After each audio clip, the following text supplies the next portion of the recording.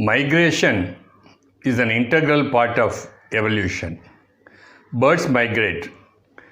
They travel thousands of kilometers in groups at the same time of the year. Nobody knows how they find out the time, but they travel and migrate.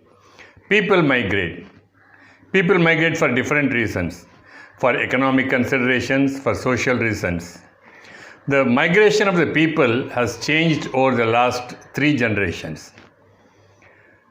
2 generations ago, people were migrating from villages to smaller towns like Tiruchi, Madurai, like that.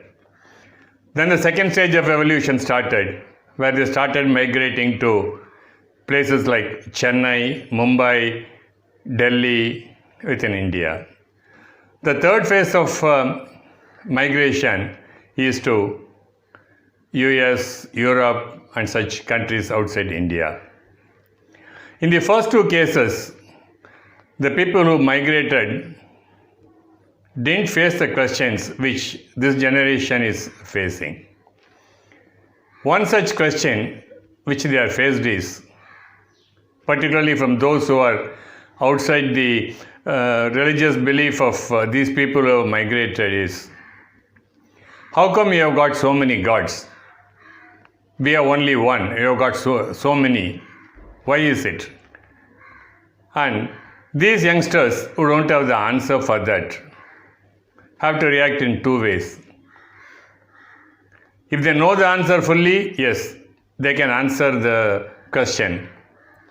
Or if there is no answer, the easy way is to join with the man who is questioning, and that's a path of least resistance, and then start criticizing. Why all these things?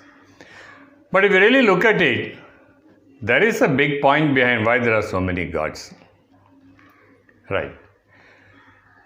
If you really say the Sanatana Dharmam, or what is called Hinduism today, does not specify the God. The biggest mantram is called the Gayatri Mantram. It is the fundamental for all mantras. It does not define the God in any form. It only says, let us worship that powerful luminescence which controls everything to guide us and enlighten our mind and brain.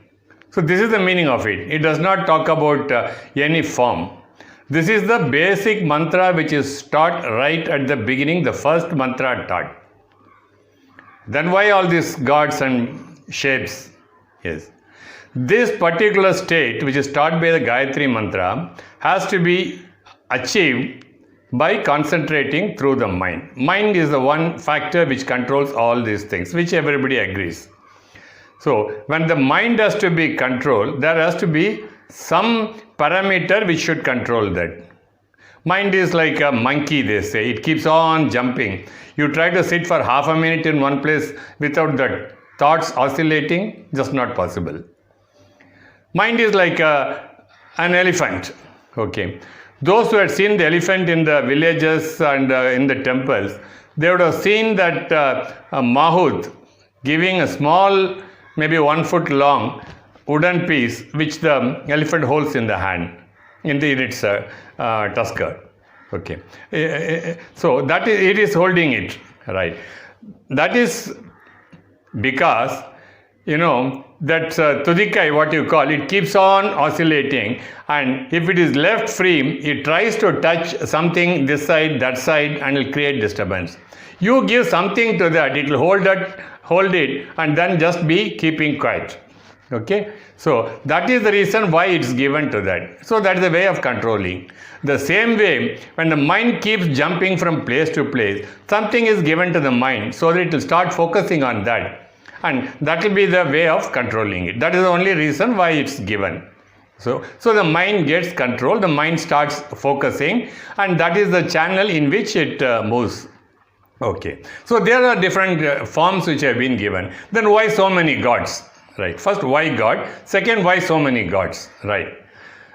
In a family, there are people, the father, the wife, the son, everybody. Let's say they want to eat brinjal, the eggplant, one day, right? The son likes it as a poriyal. The father likes it as a kutu. The mother likes it as a in sambar. So the same brinjal, but people like it in different ways, and depending upon their taste, they want to have it. The same way, human nature is different. That's the uniqueness of the creation, right? The small child who keeps on jumping and playing and everywhere, for whom the Spider-Man and the Superman, they're all the heroes, right? His mind is focused towards an entity which will be that way, very powerful, right? Which can go from place to place. That is the type of figure or phenomenon or God that his mind would be easily concentrating. So, such a God is Hanuman, right? Then, the father is a sort of a philosophical man who reads lots of books. So, for him, tranquility is the point. So, for him, the God is Dakshinamurti, who sits under the banyan tree with 4 disciples around him and starts teaching. Or the Krishna, who in the midst of the war teaches Arjuna the Bhagavad Gita. So, that is, his mind would easily settle on him. The mother is one who has got love and affection towards everybody. So, for him, Krishna with Radha would be the figure which would easily agree. So, there are different gods which are appealing to different people to suit their mind perception. So, if they focus on that, it is easily achievable, right? Then the question comes, okay, who has seen these gods? Are there so many gods? Yes, there are people who have seen the gods. There are rishis who have seen the gods.